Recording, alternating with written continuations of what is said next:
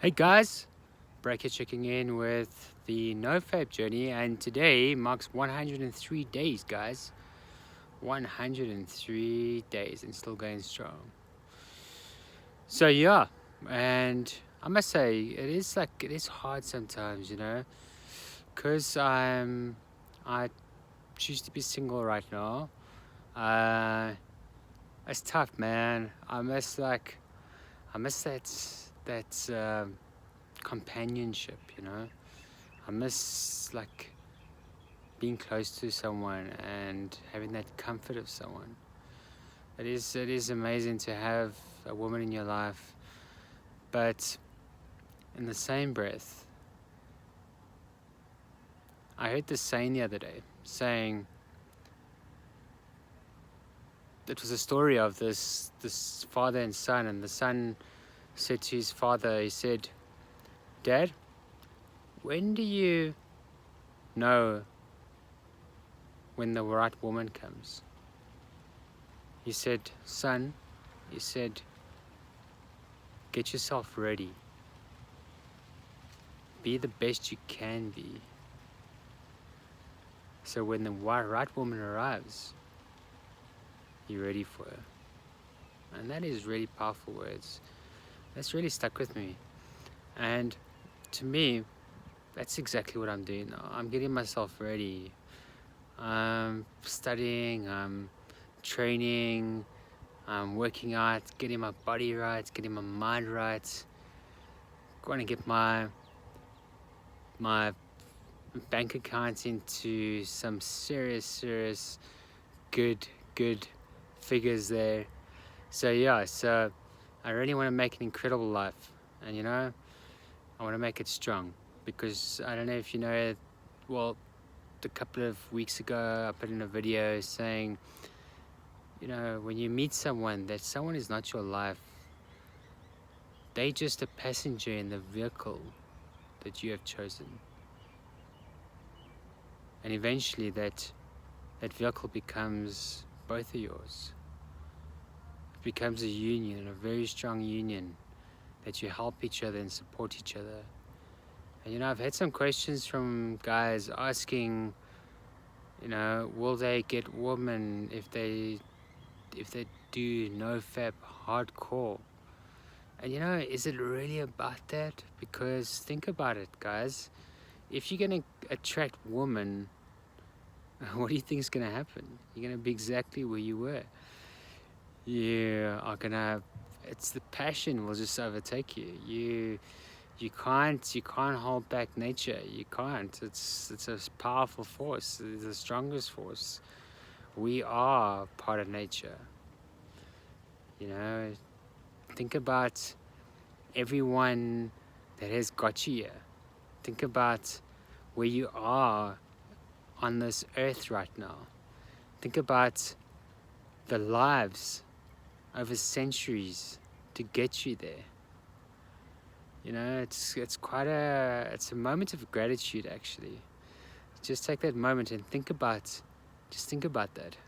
Think about how many people took to get you where you are right now, to build the buildings around, to see the beautiful fields, and it's lifetimes. So just take a moment and say that you also want to be part of that. You also want to make your mark on the world, that with your future generations, make sure that they get ahead because of the work you're doing. And that's a huge responsibility. That is massive. These days, there's just so much happening. There's just so much noise, and there's just so much competition that people don't think of that. So they just feel that today is just another day. But it's not. In 10, 15 years' time, look back 10, 15 years. Look how the world's changed since then. Look how everything's changed. I mean, Facebook just came in by then. You know, it's an incredible thing, and now it's like one of the biggest industries on the planet. And Google also shot up around then. So what's next? You know, these guys are clever. They're keeping on top of the game. They are innovating all the time. They're changing. They're not getting complacent. They're buying other companies. They hire the smartest people. They're constantly thinking of new ideas and new concepts. And that's what you should adopt for your life too. Adopt new concepts, adopt new possibilities, keep on growing. And you know what, when your life unfolds and it gets incredible and it gets great, that's when you can have anything you want. Anything you want. But in the same breath, it's also when it becomes the most difficult, because it's hard to distinguish. That's why you need to develop a sharp sense as well, a sixth sense. And I've been meditating a lot, and meditation is an incredible tool for building that inner strength, that inner sense, and also helping along the way of the NoFap journey, just to keep you centered and just to keep you focused. So guys, I also want to talk about failure. You know, I'm reading this book all about failure. And the story unfolds around this guy who's playing a round of golf. And he hits his ball into the rough, and he goes and gets his ball. It's the middle of the week. He's playing at 10 a.m. in the morning. And he has to be at work at a certain time because it's Thursday. He thought it was Wednesday. And he walks, he stumbles and falls and hits his head on a rock. And he's out cold. So he wakes up and he's in a bed. So you're wondering what is going on. So he feels this bed, and he feels next to him, and he's looking for his wife. And he can't find her. So he realizes he's in a different bed. So automatically you think that he has woken up in a hospital room. But as he's trying to figure out what's happening, someone opens the curtains and he sees a different woman there.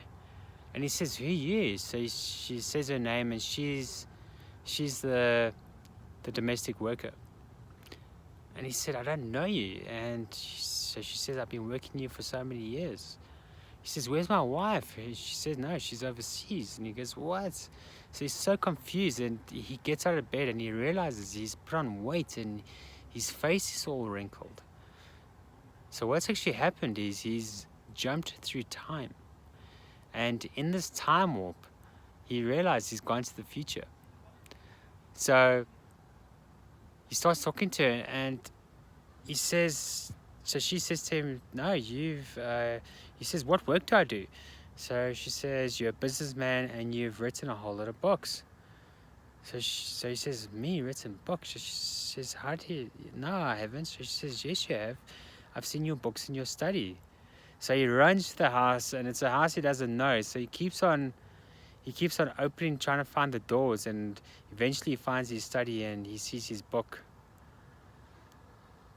So eventually he phones himself, because he sees his number there. So he phones himself, and himself introduces himself, and then he himself introduces himself.